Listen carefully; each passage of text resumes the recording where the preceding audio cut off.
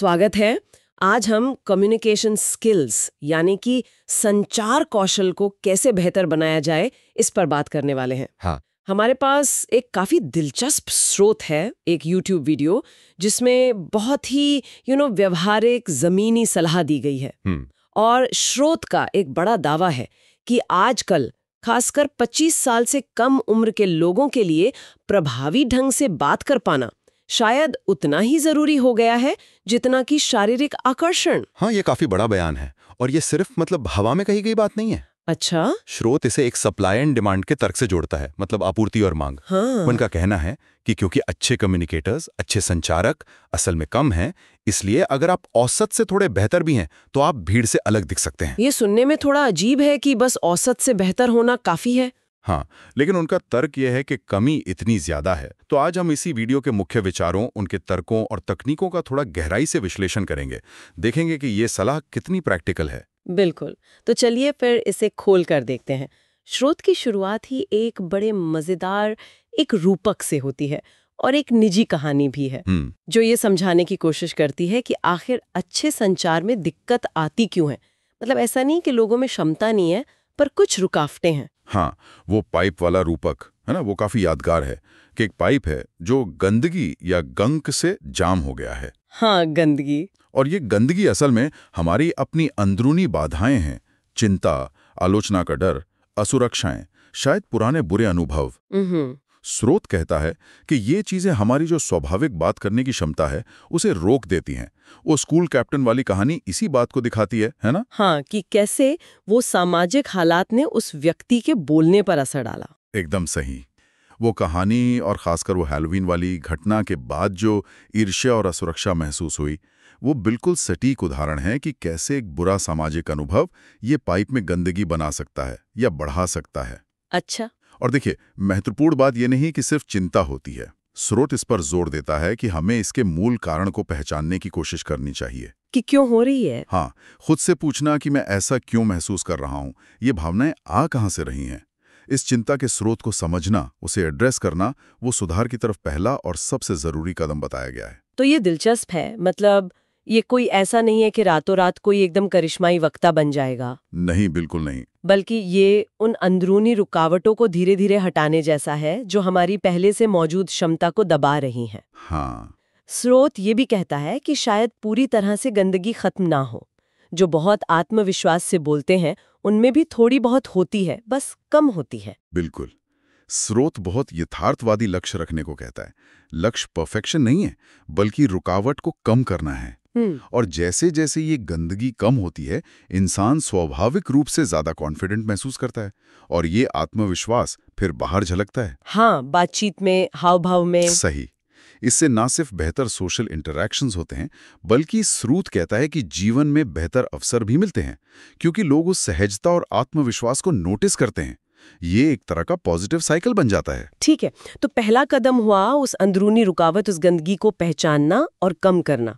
पर एक बार पाइप थोड़ा साफ हो गया तो फिर पाइप से बहने वाले पानी की गुणवत्ता, मतलब असल कम्युनिकेशन की क्वालिटी, उसे कैसे सुधारें? हाँ, इसके लिए स्रोत 4 खास प्रैक्टिकल टेक्निक्स बताता है।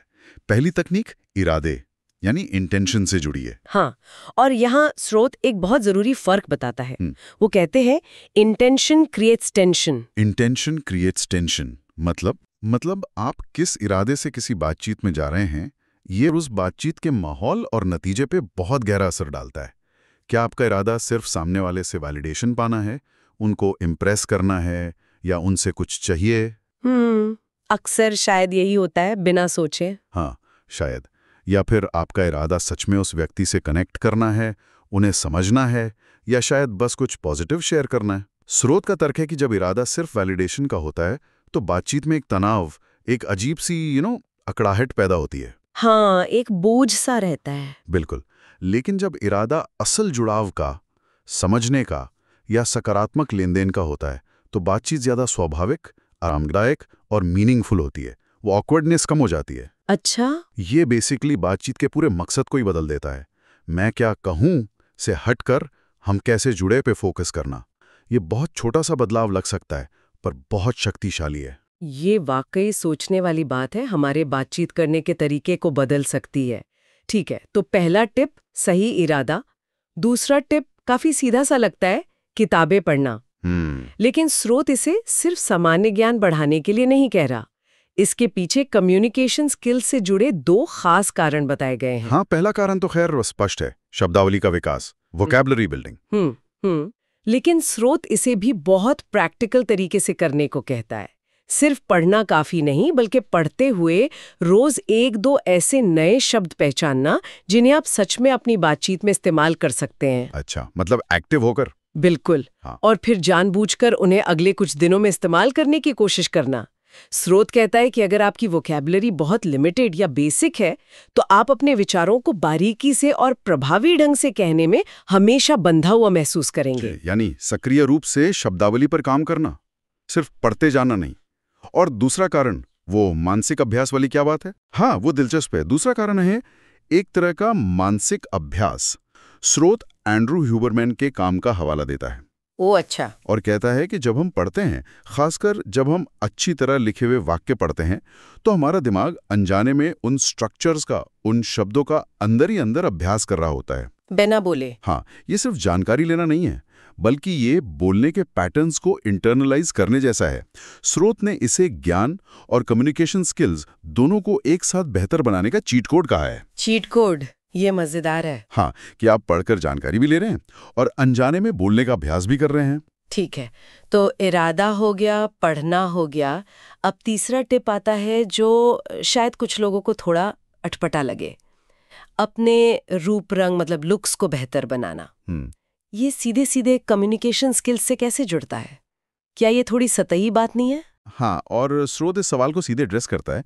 उनका कहना है कि ये सतहीपन, या जिसे आजकल वो ब्लैक पिल वाली सोच कहते हैं, हाँ, उसके बारे में बिल्कुल नहीं है। उसे साफ तौर पे खारिज किया गया है। अच्छा, तो फिर कनेक्शन क्या है? कनेक्शन सीधा नहीं है, बल्कि आत्मविश्वास के जरिए बनता है। तर्क ये है कि जब आप शारीरिक रूप से अपना ध्यान रखते हैं, मतलब अच्छी साफ सफाई, सही फिटिंग वाले कपड़े पहनना, पूरी नींद लेना, हेल्दी खाना, अपनी त्वचा का ध्यान रखना, तो आप नेचुरली अपने बारे में बेहतर महसूस करते हैं। यानी ये दूसरों के लिए अच्छा दिखने से ज्यादा खुद के लिए अच्छा महसूस करने के बारे में है। बिल्कुल, प्राइमरीली यही है।